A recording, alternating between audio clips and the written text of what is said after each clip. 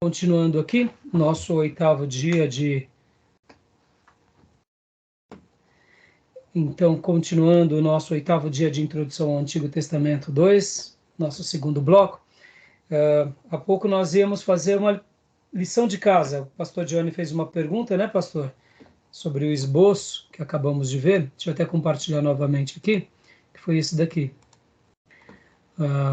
O que seria o povo, tratado aqui pelo livro do Rio e do Alton? O povo, o capítulo 1 e o capítulo 2, e a nação, capítulo 6 e o capítulo 7.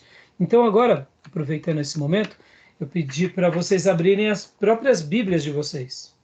Eu estou abrindo aqui na NVI, Miqueias, e aqui vocês vão ver uma coisa bem curiosa, que os tradutores, no caso aqui da NVI, olha que interessante, eles trabalham da seguinte forma. Eles trabalham no versículo de número 3, julgamento de Samaria e de Jerusalém. Então pode ver que ele já trata das capitais. Os tradutores, capítulo 1, versículo 3, na versão NVI. Conseguiu ver, pastor Johnny? Demais irmãos? Eu não sei quais são as versões de vocês, mas eu tenho uma outra versão aqui também, que é a Revista e Atualizada. Na Revista e Atualizada, Miqueias, capítulo 1, está assim: ameaças contra Israel e Judá. Então dá para ver que quando o Hill e o Walton fazem esse pequeno esboço, ele está falando aqui o povo, dando essa ideia do quê? De tribos, Reino do Norte e Reino do Sul, né? No sentido de poderia até ser aqui nação do Norte e nação do Sul, poderia. Mas, então, quando a gente vai ler o capítulo, e pelo menos assim, o título de algumas versões, mostra que aqui no capítulo 1 e no capítulo 2 ele está se dirigindo ao povo nesse sentido. Vocês da tribo do norte, há um reino, há um governo, há uma autoridade, e aqui na tribo do sul. Deixa eu até gastar uma breve palavra nisso. Irmãos, é muito interessante isso. Lembra quando Josué conquista Canaã?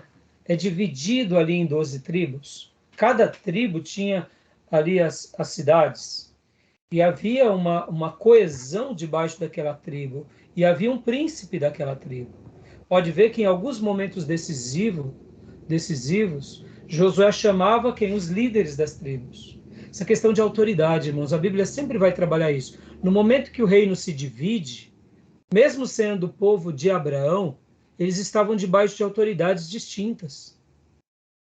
Sabe, é como domínios distintos. Eram filhos de Deus, mas agora eles respondiam a uma localidade.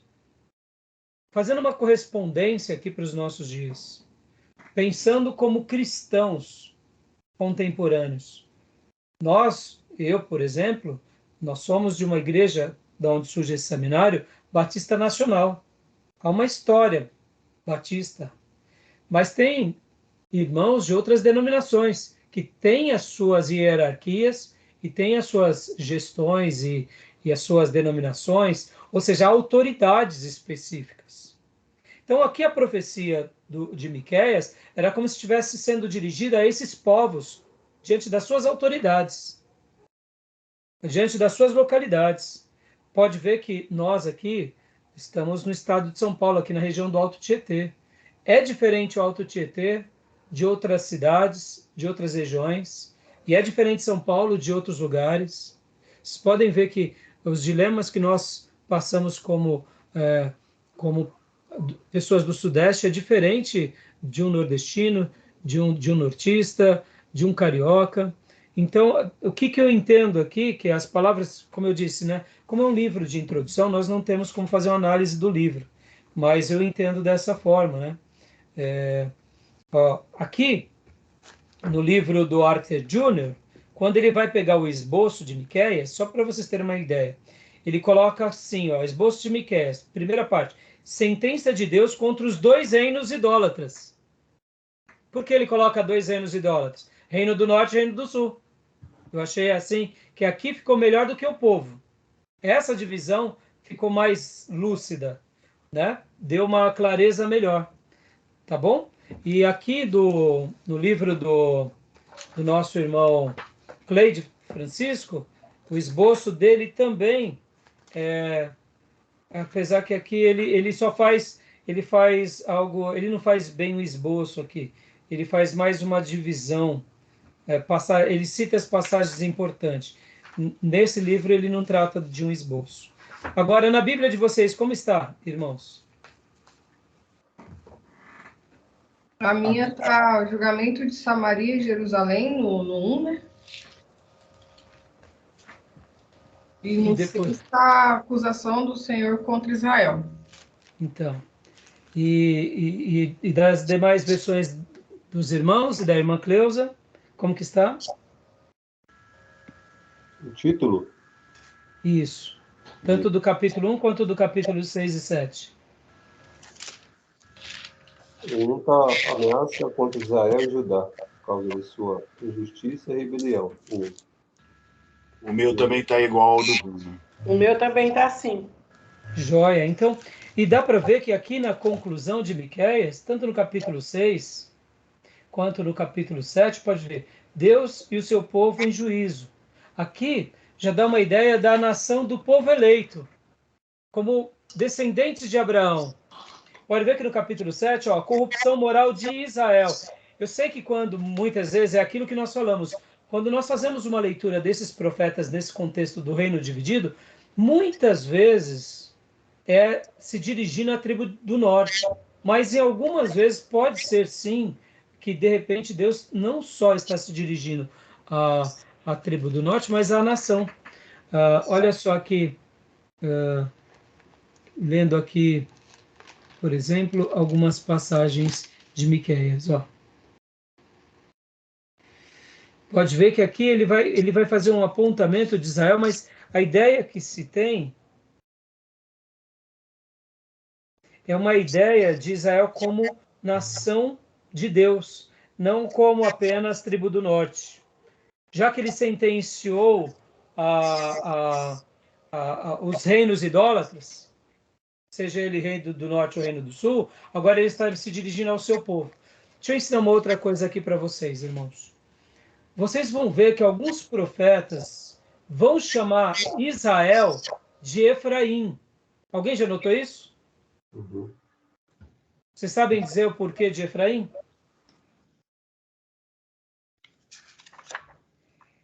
Eu não sei, pastor.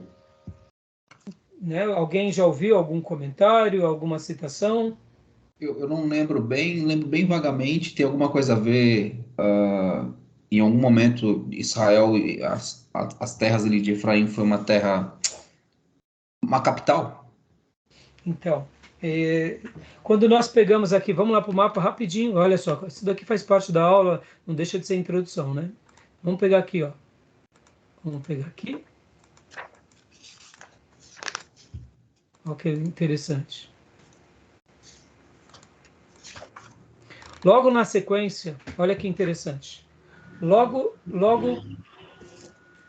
Tem a ver com a abrangência de território, né, pastor? Então, tem a ver com a abrangência, tem a ver com a capital religiosa. Ó, logo depois da divisão das 12 tribos, onde está Siló? Lembra de Siló? Não era a capital religiosa? Sim. Durante o período dos juízes? Então, o que acontece? Efraim. Quem eram os grandes líderes de Efraim? Vocês conseguem lembrar?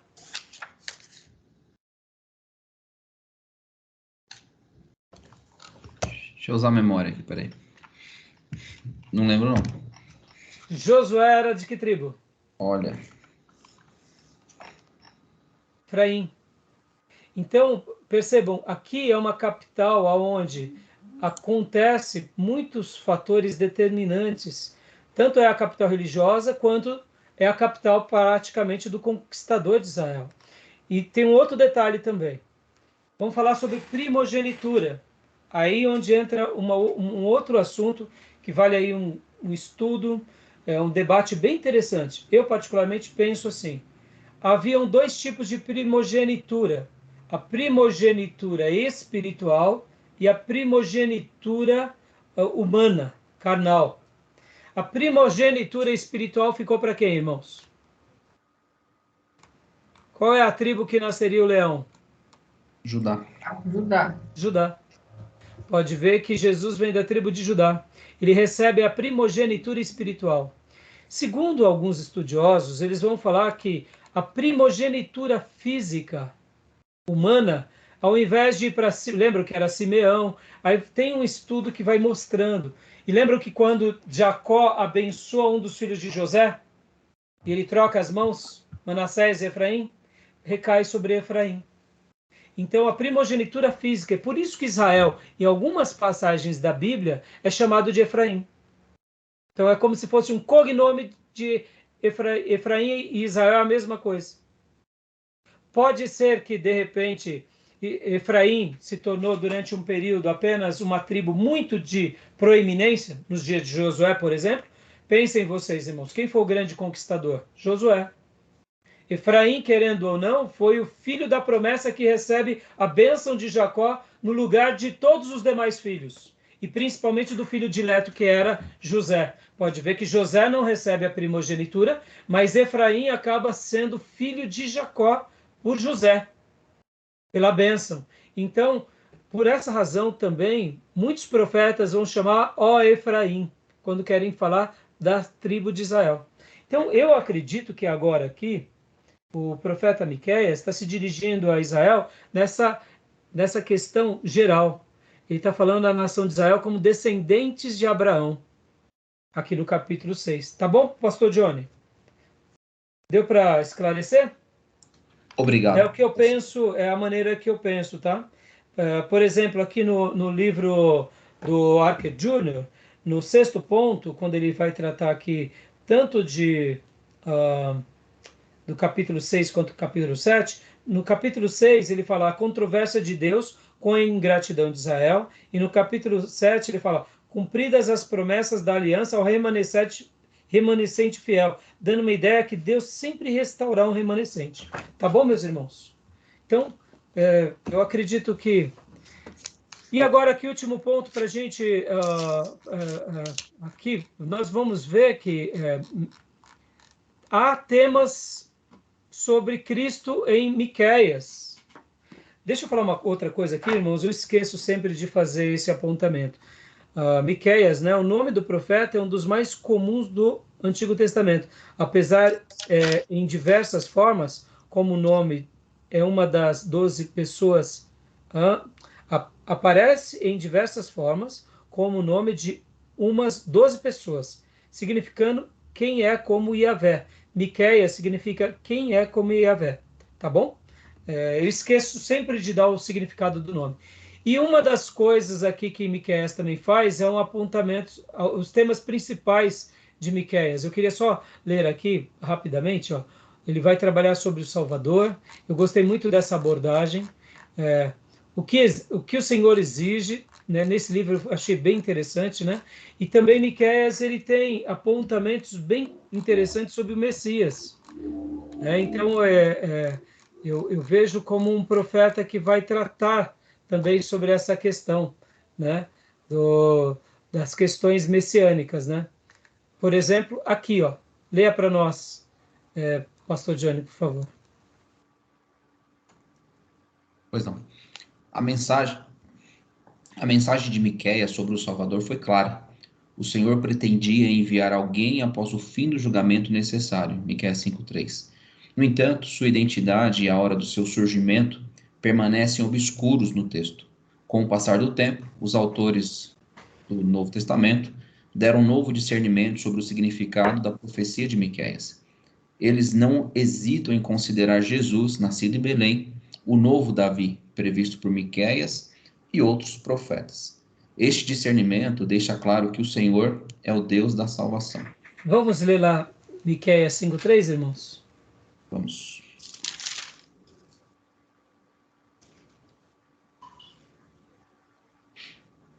Vamos ler o 5:2 em diante, por favor. 5:2, é o 5:2, eu acho que eles anotaram errado. É isso aí. Pode ler para nós, pastor? Mas tu, Belém Efrata, embora pequena entre os clãs de Judá, de ti virá para mim aquele que será o governante sobre Israel. Suas origens estão no passado distante, em tempos antigos. Ou seja, mais uma vez confirmando, né, essa questão que eu falei para vocês da primogenitura espiritual. Era sobre Judá e sobre a tribo de Belém. Tu, Belém, Efrata, embora pequena. Tá bom, meus irmãos? Tudo bem? Alguma dúvida, alguma pergunta sobre Miqueias? Podemos prosseguir? Querem fazer algum apontamento? Tirar. Joia? Joia. Então tá bom. Então vamos prosseguir. Agora então vamos para o próximo livro que vamos tratar sobre Obadias. Eu vou correr com vocês, tá bom? Obadias. Vamos falar agora sobre Obadias, que também é um outro profeta, que a gente também tem um pouco de dificuldade de datação. Mas vamos lá. Deixa eu só achar aqui no livro-texto, onde está que eu marquei, que a gente vai já fazer a viagem para ele.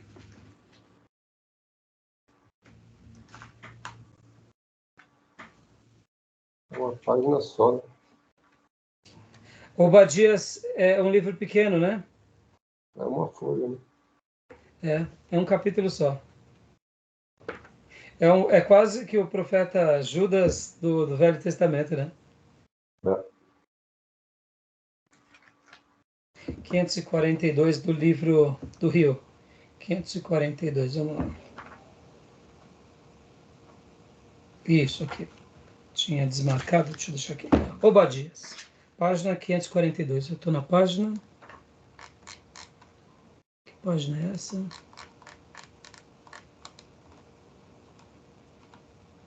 Voltando. Opa.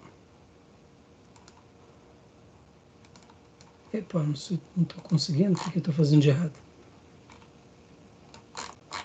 Onde eu errei aqui?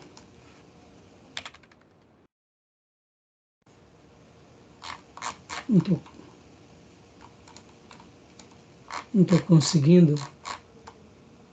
Só um segundinho, irmãos.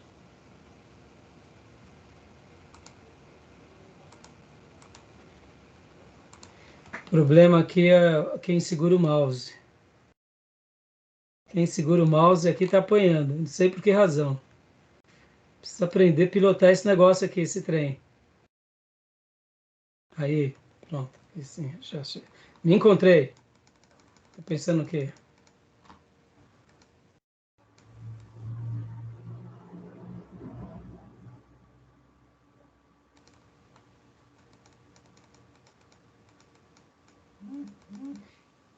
Obadias.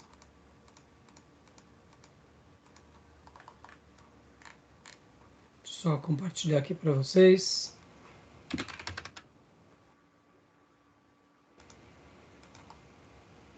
Vamos lá, meus irmãos. Compartilhando. Vamos lá, Obadias. Obadias. Deixa eu ler aqui uma parte que eu notei no livro do Cleide Francisco, que eu gostei bastante. Eu queria deixar para vocês sobre uma leitura que eu achei bem interessante, sobre Obadias.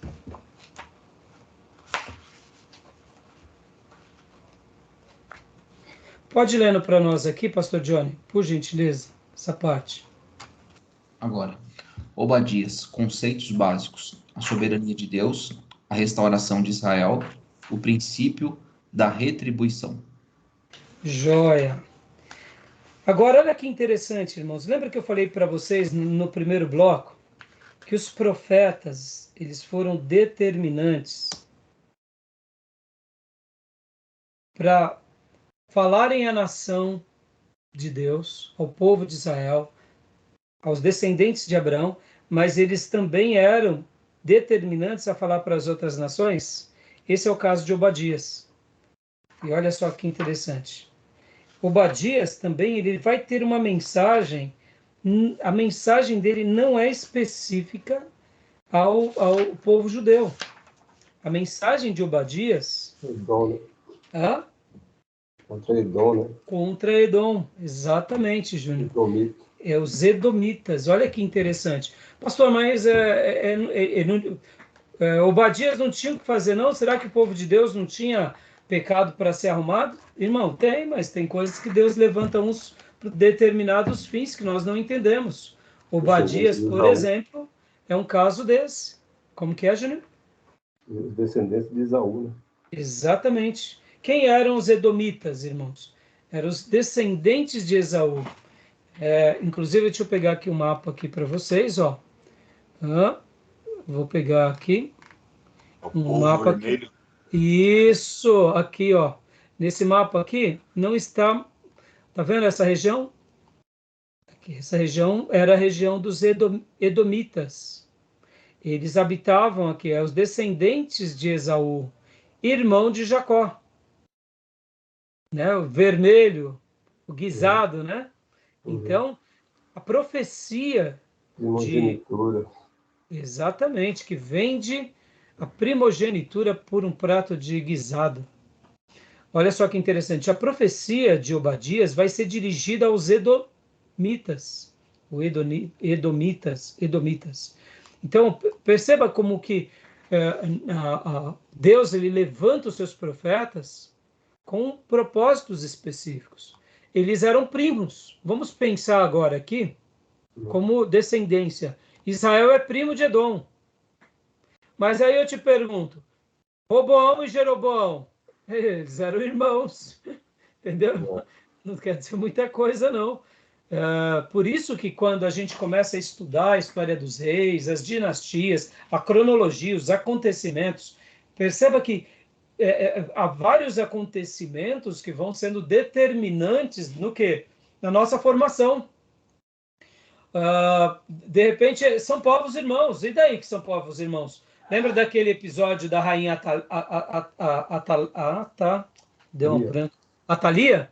Que ela manda matar os próprios parentes? Né? Por que ela manda matar Atalia? Ela mandou matar porque, de fato, ela viu que a sua descendência estava sendo comprometida por causa de Gel.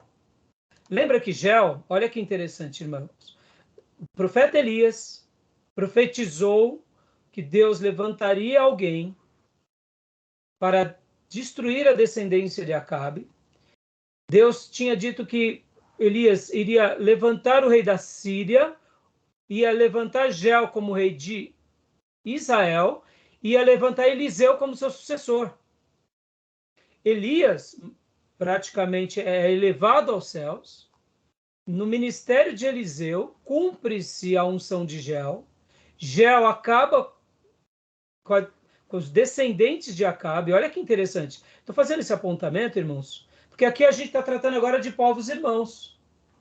Mas não quer dizer que eles eram irmãos, que eles vão viver em paz, que não vai ter disputa de território nem de poder. É aquilo, irmãos, o homem é homem enquanto ele existir. E se nós não tivermos debaixo da graça de Deus, nós vamos matar até os nossos para dominar sobre eles. E aí o que acontece? Acabe, os descendentes de Acabe são mortos, os profetas de Baal são mortos, a profecia de Elias se cumpre. Aí você fala assim, pastor, mas Deus mandou destruir a descendência de Acabe? Sim, porque Acabe e a descendência de Acabe fizeram muito mal à tribo do norte e à tribo do sul. Mas principalmente a tribo do norte, eles eram tiranos. Então, quando Deus executa o juízo por Gel, é como se Deus estivesse sendo apenas cumprindo justiça na família de Acabe. Agora, olha que interessante. Onri, pai de Acabe, teve como filho Acabe e Atalia.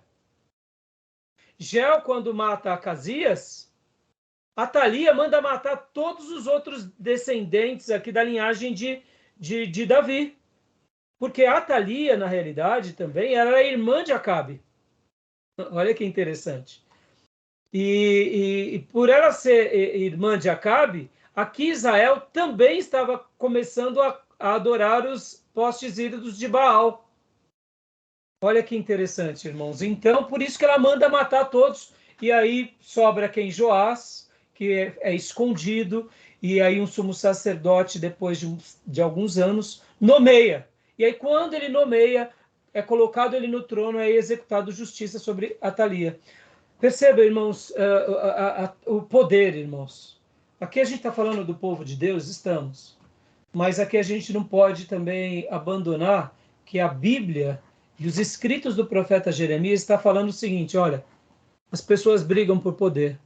E quando elas brigam por poder, elas fazem coisas cruéis. Algumas em nome de Deus, outras em nome do seu ego, em nome dos seus deuses, mas não importa muitas vezes nem a descendência, entendeu? E isso a gente vai ver não só agora, mas lembra nos dias dos juízes que algumas tribos quase foram dizimadas?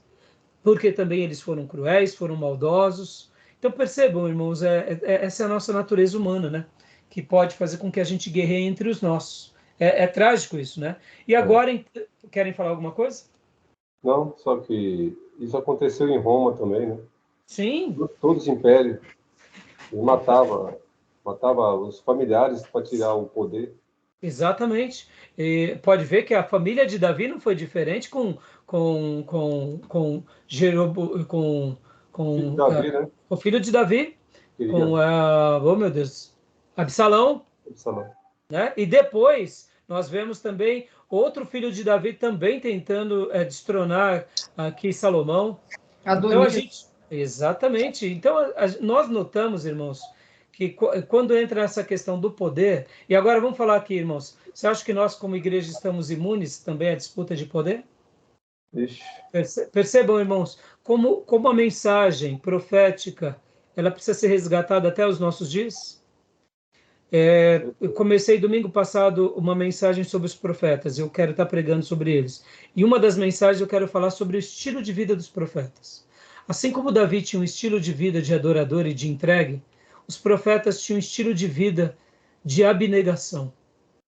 Abnegação. Podem ver que eles viviam para Deus acima de tudo. E eles dão um modelo... Hã? Renúncia. Renúncia, exatamente. Porque a abnegação remete à ideia da renúncia.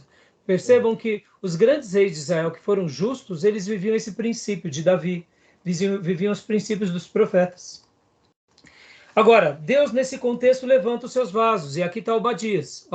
Obadias ele está aqui nessa data, irmãos. Aqui, Obadias prega contra Edom, data desconhecida. Pode ter sido aqui durante esses dias de Jorão, Acasias e Atalia? Pode ter sido. Pode ter sido dos dias de Josafá? Pode ter sido. Eu achei bem interessante, agora abrindo aqui a câmera para mim, deixa eu só mostrar para vocês. O livro do Archer Jr., quando a gente fala um pouco sobre Obadias, e aí vamos tratar a questão da data, eu achei muito interessante que ele vai falar muita coisa sobre a questão da data. Época da composição, vale a pena a leitura. São algumas páginas. E aqui ele vai fazer várias remontagens, dizendo as probabilidades das datas que pode ser Obadias. No entanto, Obadias, há uma dúvida também, se Obadias citado aqui seria o mesmo de Obadias de Reis, de Elias. Abram lá suas Bíblias no livro de 1 Reis. Olha que interessante. 1 Reis 18. Segundo a tradição judaica, segundo a tradição judaica, é esse mesmo Obadias, nos dias de Elias. Segundo a tradição judaica. No entanto, os estudiosos do Antigo Testamento, eles vão achar que é improvável. Então fica aí uma discussão e uma lição de casa, tá bom? Eu já ouvi dizer que não é, não. Então, a maioria vão falar que não. A maioria dos... Mas a tradição judaica, você vê que curioso agora, né? Lembro que na aula passada eu fiz um apontamento dizendo que a tradição judaica geralmente é mais... na minha opinião, eles acabam acertando mais. Mas nesse caso aqui, a gente vê que dentro dos nossos livros que são clássicos, e eles não são teologia liberal, eles vão falar que possivelmente não. Alguém lê para mim 1 Reis 18, versículo 1?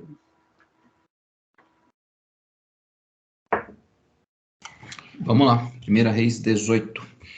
Depois de um longo tempo, no 3º ano da seca, a palavra do Senhor veio a Elias. Vá apresentar-se a Acabe, pois enviarei chuva sobre a terra. Pode ler agora o versículo 2 e 3. E Elias foi. Como a fome era grande em Samaria, Acabe convocou Obadias, o responsável por seu palácio, homem que temia muito o Senhor. Jezabel estava exterminando os profetas do Senhor, por isso Obadias reuniu 100 profetas e os escondeu em 2 cavernas, 50 em cada uma, e lhes forneceu comida e água. Se nós formos ver a postura de fé dele, como homem de Deus aqui, que era o responsável, de fato, pelo palácio, né? O mordomo direto de Acabe, e fazendo uma obra dessa, tem cheiro de profeta, admitamos. Tem cheiro de profeta. É um homem muito ousado. Ele estava sabendo que a esposa do rei estava exterminando os profetas, ele esconde os profetas, dá comida para os profetas. Ou seja, é muito ousado. Pela ousadia, pela característica, parece ser. Mas, segundo os nossos irmãos estudiosos, não. Eu achei muito interessante, irmãos, que aqui no livro do Cleide Francisco, ele diz assim, Obadias, o menor dos livros do Velho Testamento, tem sido apelidado de oração indignada de Obadias, ou hino à ira. Eu achei muito interessante isso daqui, né? Porque é um só capítulo, mas o homem tá bravo, hein? O homem tá bravo, né? E assim, diante do contexto aqui de Acabe, olha, parece que tem a ver, hein? Mas assim, não dá para a gente saber, irmãos, não dá para saber. Então, tem uma semelhança com Neemias lá, que era copeiro do rei. Sim, sim, da corte, né? Nesse caso, esse daqui, né? No caso, esse daqui, né? No entanto, de Acabe. No entanto, falando do profeta aqui, e olha, irmãos, assim, nessas horas, é por isso que a gente aprende com os estudiosos, a gente dá o direito da dúvida, e mesmo que a gente tenha uma inclinação, porque num primeiro momento, fazendo uma lição de casa do contexto, da coragem dele, da abnegação, porque, irmãos, ele assume um risco, ele poderia morrer. Ele estava aguardando 100 profetas. Por um profeta ele já morreria, imagina por 100. Né? Tanto é que quando Elias manda chamar Acabe, ele fala para Obadias e Obadias fica bravo. Vale a pena a gente ler esse texto. Não é que ele fica bravo. Ele fala, não, pelo amor de Deus. Tipo assim, mais ou menos assim, Elias. Pelo amor de Deus, eu já estou trabalhando do seu lado, Elias. E aí agora eu vou ter que chamar Acabe? Agora é que eu vou morrer. É bem interessante essa passagem onde está. Aqui, eu acho que é no 18...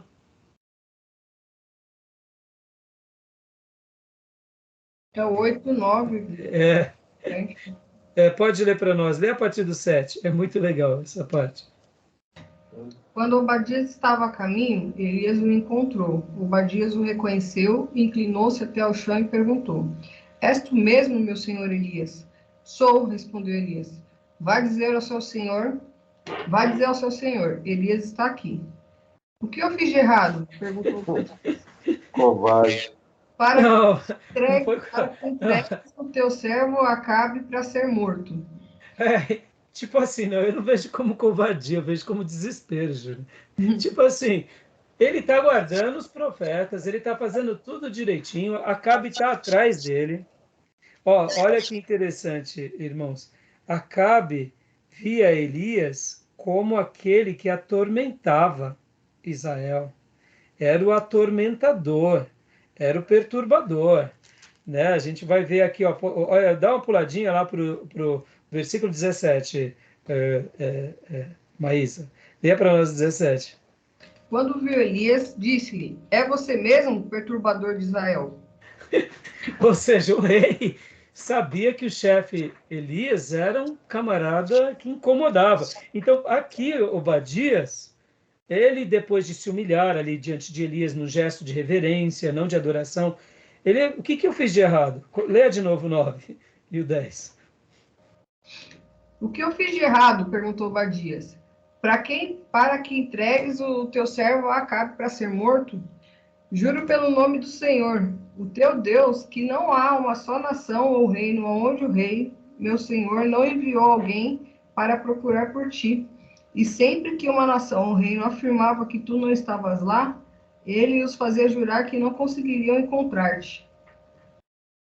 Ou seja, por que ele está falando isso? Ele mandava, perguntava, fazia ser juramentado as alianças. Não está mesmo? Você me jura? Agora, eu vou, e é porque ele faz essa indignação. Leia agora, vocês talvez não lembrem, né? Mas ele vai falar isso porque ele vai falar, tá bom, eu vou falar que o senhor está aqui, Elias. Aí o senhor desaparece, aí eu vou morrer. Olha lá. Mas agora me diz para ir dizer ao meu senhor, Elias está aqui? Não sei para onde o Espírito do Senhor poderá levar-te quando eu te deixar. Se eu for dizer isso a Acabe e ele não te encontrar, ele me matará. E eu, que sou teu servo, tenho adorado o Senhor desde a minha juventude. Por acaso não ouviste, meu senhor, o que fiz enquanto Jezabel estava matando os profetas do Senhor? Escondi 100 dos profetas do Senhor em 2 cavernas, 50 em cada uma, e abasteci de comida e água. E agora me diz que vá dizer ao meu Senhor, Elias está aqui, ele vai me matar. E disse Elias, juro pelo nome do Senhor dos Exércitos, a quem eu sirvo, que hoje eu me apresentarei a Acabe. Entendeu? É mais ou menos assim, pelo amor de Deus, chefe, não faz isso comigo não.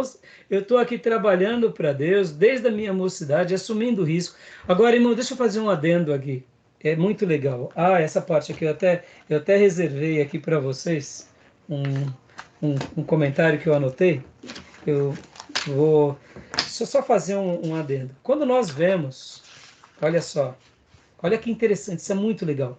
Quando nós vemos agora uma profecia contra Edom, como nós vimos uma profecia contra Nínive, como nós vemos agora, como nós vimos e citamos há pouco, o próprio Elias profetizando que Jel exterminaria a casa de Acabe. Agora a gente entende o porquê Deus tem profecias e sentenças muito duras a Acabe e a Jezabel. Estão entendendo? Porque, de fato, eles eram criminosos. Eles eram assassinos. Eles não só eram idólatras, mas eles também eram pessoas perversas. Lembra da vinha a vinha de Nabote? Jezabel vê Acabe triste, Jezabel cria uma trama, mente, rouba a vinha e dá para Acabe, e Acabe fica tranquilo.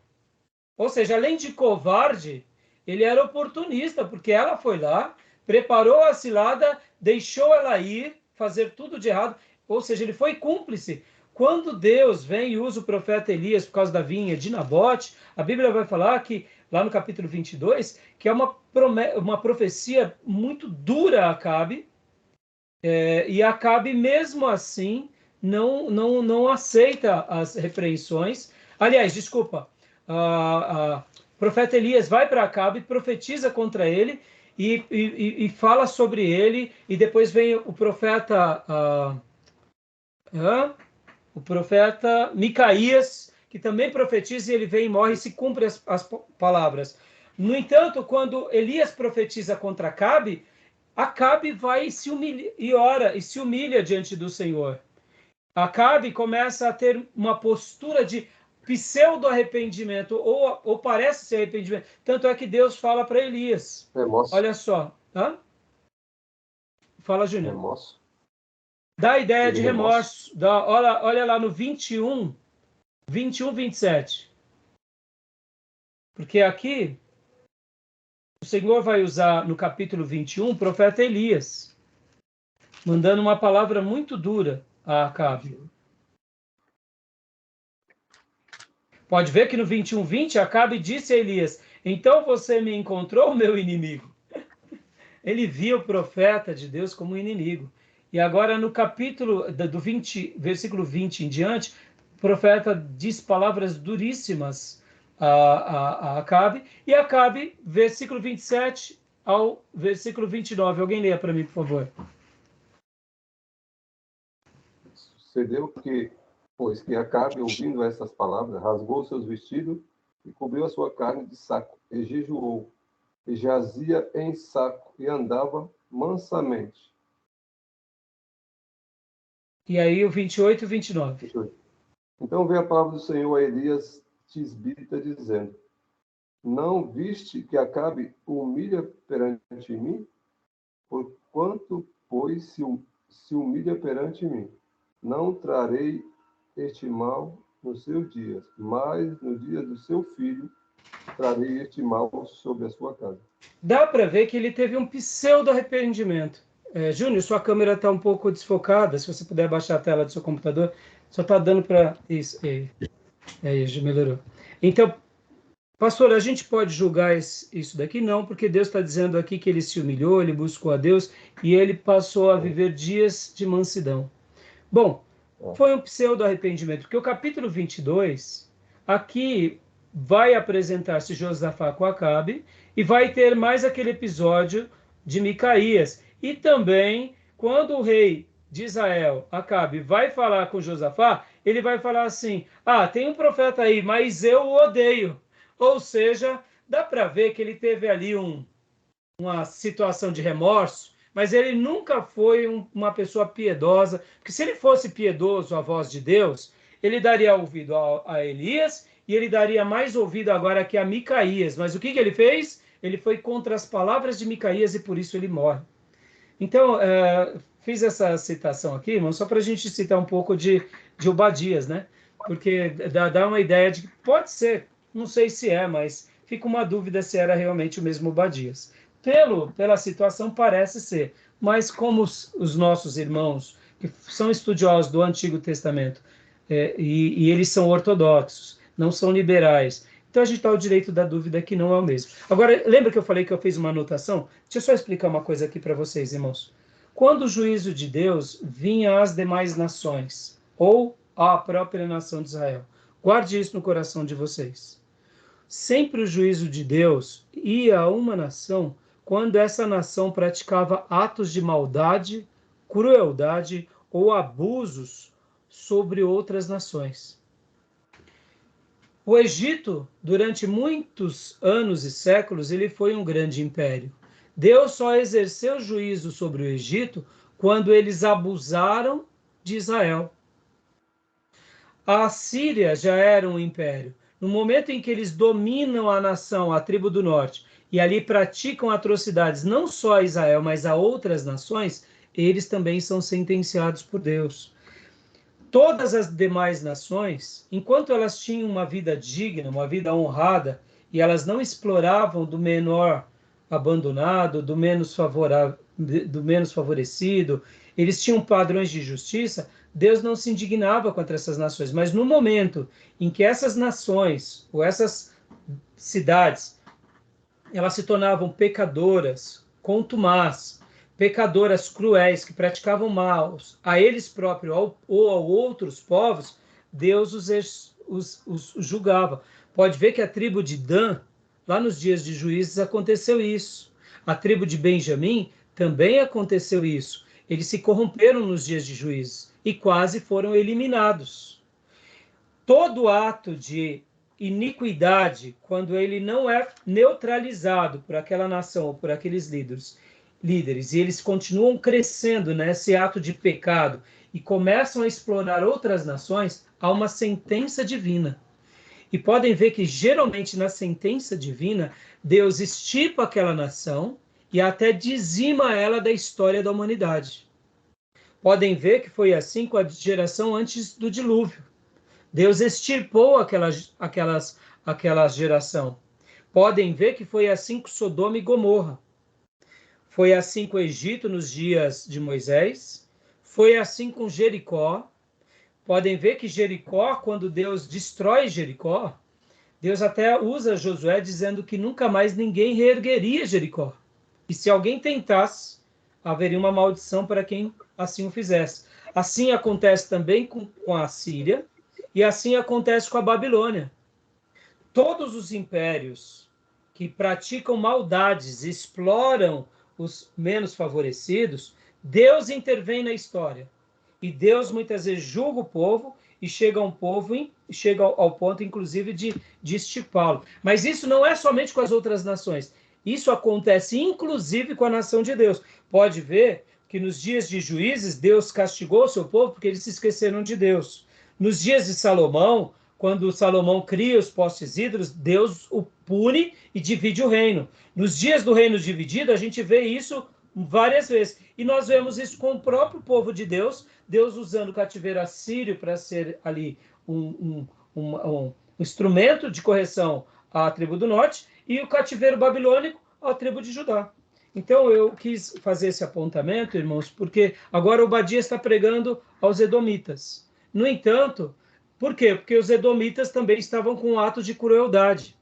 E então era essa hora que Deus levantava os seus profetas, tá bom? Beleza, meus irmãos? Tudo bem até aí? Só para lembrar, né? Que diz que os estudiosos dizem que não é o mesmo lá, né? Não, Elias. eles... E os judeus, a tradição judaica diz que é, né? Então, eu geralmente, Júnior, na maioria das vezes, eu gosto de considerar muito a tradição judaica. Mas, aí fica uma dúvida agora, entendeu? Então, mas aqui, por exemplo, vamos pegar a semelhança. Aqui o profeta é enfático, ele não é covarde. Se outro fosse profeta, como que o outro, ele foi meio neutro lá, no dia de Elias. Ficou meio na moita, né? Não vou me comprometer, mas fazendo umas coisinhas aqui, mas ele não assume. Mas eu não vejo que foi isso. Sabe o que eu vejo ali, Júnior? Eu não vejo ali que ele foi, assim, omisso. Sabe o que eu vi? Eu vi assim, chefe, você está me pondo numa enrascada, porque o senhor disse que está aqui, o senhor desaparece. Eu estou colocando entendeu? em relação a isso aqui, em relação a esse aqui. Não, sim. Colocando em relação, sim. Eu entendo a sua proposta. Mas eu vejo que ali, com Elias, ele não estava sendo covarde pelo covarde, porque ele estava pondo a cabeça dele na guilhotina, guardando 100 profetas, e perceba como que ele era inteligente. Ele pôs 50 em cada uma. Porque se Jezabel descobre de uns 50, ainda sobra mais 50. Você vê, é até sábio nesse sentido.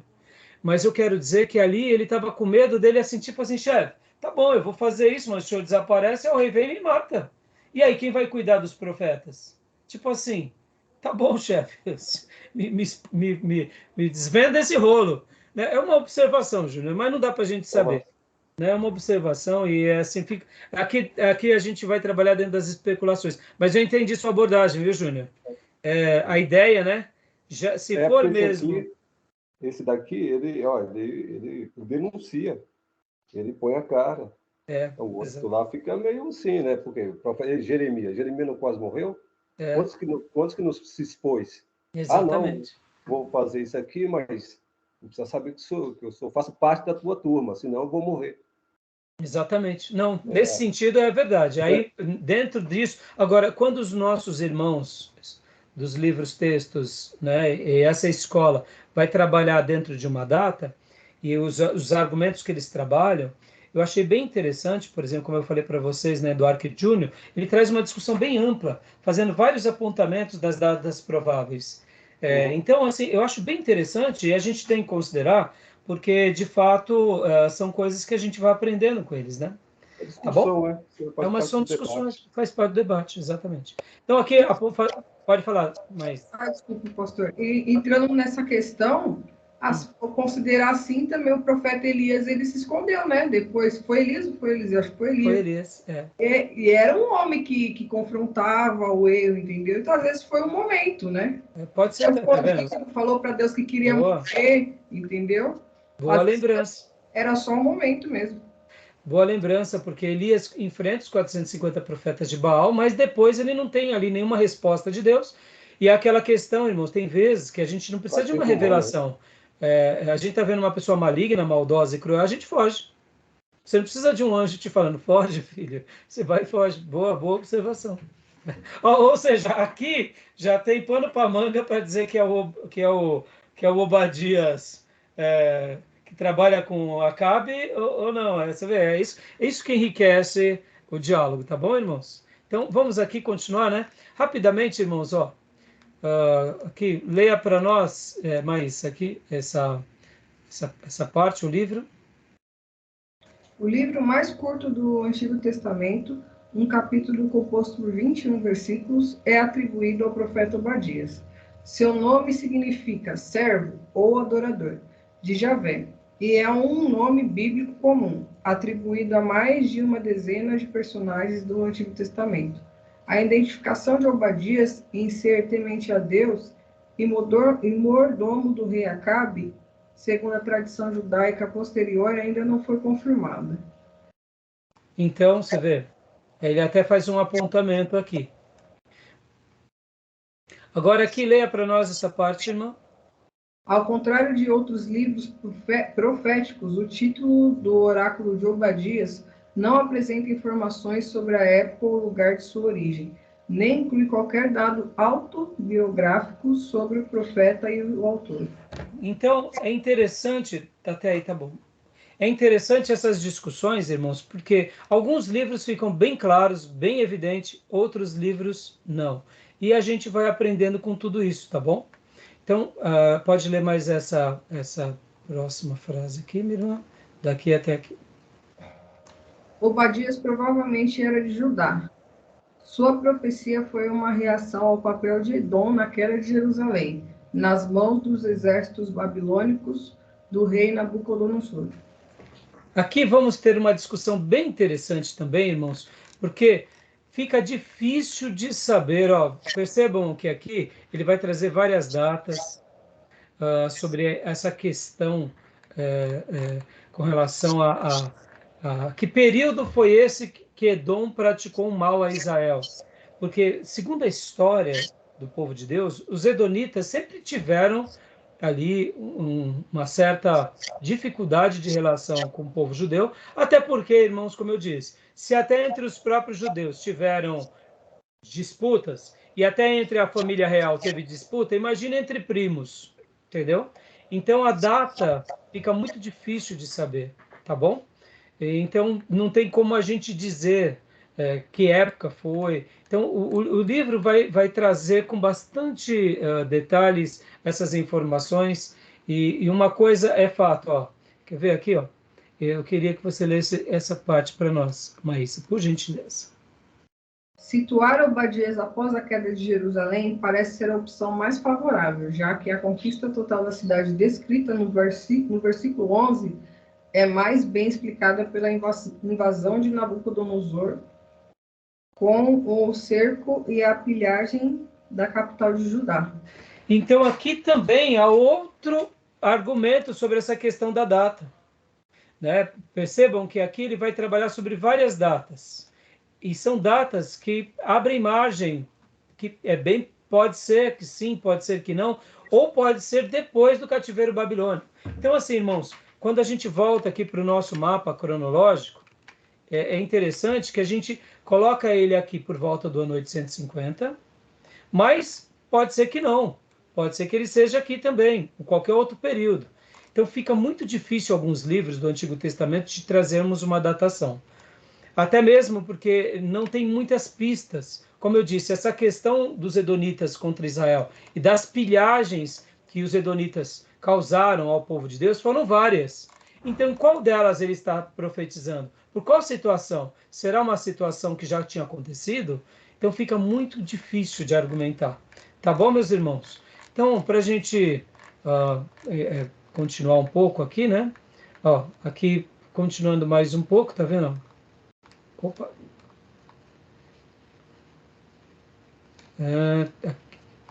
Aqui, ó, tá vendo? Ele comenta também sobre essa questão das datas, né? Por volta dessa data, olha só que interessante. Lê para nós, Maís.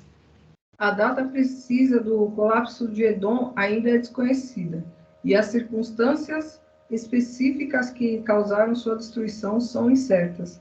Na época da profecia de Malaquias, Pode continuar lendo. o reino edomita já estava em ruínas. Ou seja, né? Então dá para ver que essa profecia que ele faz contra Edom tem também um cumprimento.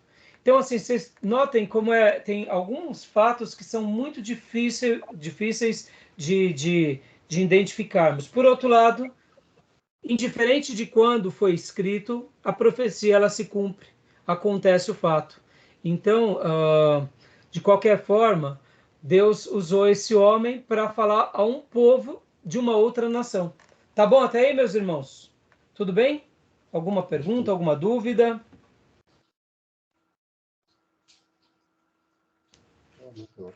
Tudo Querem? certo. Tá tudo certo? Bom, eu separei aqui uma coisa bem interessante, ó. O esboço de Obadias. Leia para nós, pastor Johnny, por gentileza. Agora, esboço de Obadias. Primeiro, cabeçalho. 2, mensagem de Javé contra Edom. E aí, a parte A, julgamento pronunciado e reafirmado. B, acusações. 3, o dia do Senhor. A, julgamento universal. B, livramento de Sião. E C, reino de Javé estabelecido. E aqui, irmãos, percebam também que a mensagem é dirigida, mas ele também trabalha sobre aquela questão do dia do Senhor. Lembra que a gente já falou sobre essa questão? Que a gente já fez os apontamentos sobre o dia do Senhor, que é aquela ideia do dia de julgamento, que no caso, né, se trata mais de um acontecimento apocalíptico. Por outro lado, perceba, é uma mensagem que vai para Edom, tem o dia do julgamento, tem o julgamento universal, mas Deus ele tem uma palavra de esperança aos moradores de Sião. No entanto, é claro que não é fazendo aqui um discurso de acepção de pessoas, mas é sempre resgatando aquela ideia que Sião é o povo que Deus levanta na terra para que eles sejam luz para todos os demais povos. Então, é um livro bem interessante, é um livro bem curioso, né? Um livro bem dirigido, né? E eu separei aqui, do Cleide Francisco, uma frase muito interessante, ó. Os ensinos de Obadias. Obadias deixou-nos 3 lições inesquecíveis. A sua admirável figura poética. Se te elevares como águia e puseres o teu ninho entre as estrelas, dali te derribarei, diz o Senhor. Versículo 4. É um aviso solene aos que se entrincheiraram na maldade, onde quer que seja. Também, como tu fizestes, assim se fará contigo. É uma advertência aos pecadores de hoje, como aos de amanhã, do mesmo modo como foi aos habitantes de Edom. O grito de esperança e de fé, o reino será de Jeová, versículo 21, classifica o profeta como o melhor expositor do maior sonho profético de Israel. Eu achei bem interessante que, ao mesmo tempo que ele fala aos edonitas, ele traz essa mensagem também ao seu povo, porque é uma mensagem de advertência aos edonitas, mas não deixava de ter algo significativo ao povo de Deus, né? Então eu achei bem interessante sobre isso. Tá bom, meus irmãos? Tudo bem? Algum comentário? Alguma pergunta? E eu aqui também no livro do Walton, eu achei bem interessante os temas principais. Ó. Pode ver que ele vai trabalhar com essa mensagem do orgulho. Né? Eu achei essa divisão muito legal. Né? E aqui, irmãos, isso se aplica não só ao povo de Edom, mas ao povo de Israel. A lei de Talião, aqui, doutor Júnior, dá uma definição aí da lei de Talião, porque eu confesso para você que eu não lembrava disso daqui até ler hoje, fazendo a minha lição de casa para dar aula de vocês, né? Essa palavra Talião, ela é usada ainda hoje, Júnior, no meio da jurisprudência? Não. Mas ela foi usada bastante no passado ou não? Foi, passado, foi. É. É a lei da retribuição, né? Então, eu não lembrava. E até me explica, você sabe me dizer por que Talião? Não, eu não lembro, não. Não. Agora, Eu confesso também que eu não fiz a lição de casa sobre o significado etimológico, tá, irmãos? Mas é a lei da retribuição. Aqui, ó. sim, Olho por olho. Eu achei muito legal. A maldade que você praticou recairá sobre você. Lembra que os edonitas tinham pilhado os hebreus? Tá bom, então. Se prepare que você vai ser pilhado também. Aqui, ó. O olho por olho. Assim como vocês foram maus. Então, eu achei muito interessante que essa profecia, que é simples e objetiva, ela tem uma mensagem para o povo de Edom, mas não deixa de ter uma mensagem para o povo de Deus na atual presença, né, também, né? Aquilo que o homem planta, como disse Paulo, ele colhe, né? Então é bem interessante. no Código Hammurabi, né? Isso, Código de Hammurabi, né, Júnior? Obrigado, né? Quase 2000 anos antes de Cristo. Eles É, matavam, quem matava, a família tinha direito de tirar a vida também daquele cidadão que tirou a vida. É. Quem pagava com a morte. Então, e aqui, irmãos, olha, eu não vou entrar no mérito, mas em ética cristã, eu trabalho bastante sobre esses assuntos. E aí? E aí? Pena de morte para os nossos dias. Sim, É, eu sou favorável não à pena de morte, mas favorável à prisão perpétua. A então, Constituição Federal do Brasil devia mudar rapidamente. então, você vê, é interessante, né, irmãos? E aí, em ética, a gente vai trabalhar bastante sobre isso. Outra coisa, o julgamento universal, mais uma vez ele trazendo. E aí ele vem com a restauração. Então, eu gostei bastante dessa subdivisão. Você vê como o livro, em alguns capítulos, ele trabalha com mais detalhes, em outros menos. Então, eu gostei bastante dessa abordagem aqui do Will e do Alton, tá bom? Beleza, meus irmãos? Tudo bem? Legal. Tranquilo? Podemos prosseguir? Vamos para os outros dois profetas, Naum, profeta Naum e o profeta Sofonias, para a gente terminar? Fechado? Podemos ir? Ok. Eu vou só parar então essa gravação, vou abrir a outra gravação e rapidinho eu vou terminar Naum e Sofonias, tá bom? Fechado? Fechado. Fechado.